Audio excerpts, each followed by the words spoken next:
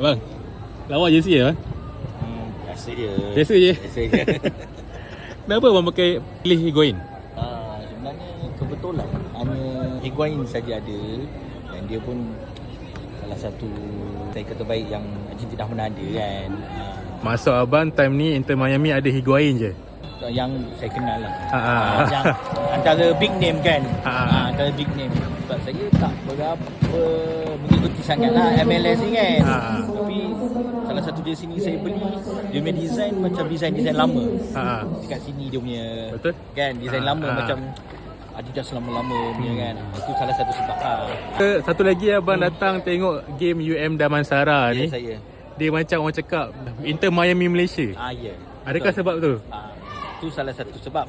Dan salah satu sebab anak buah pembentuk UMD. Ya ke bang? Ya, Ya Allah, yang mana bang? Tu nombor 6 Syafizi Kemal. Nombor 6? Tu bib dia nombor 6 tu. Tu anak buah Syafizi Kemal tu. JC nombor dia 55. Ni anak dia ni, wife dia. Ya Allah. Kita memang family lah, family.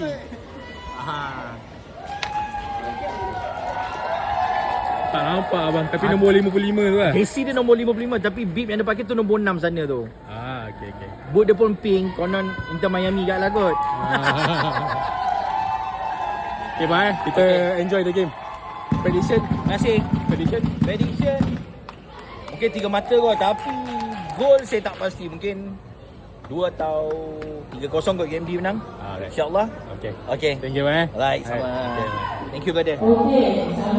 Tak sangka dapat jumpa family pemain UMD Damansara Syafizi Ikmal. Game berlangsung dan menang 1-0 dan dia lah penjaring dia. Bila saya cek balik, Syafizi Ikmal adalah penjaring terbanyak UM Damansara dengan 8 gol. Terbaik kan?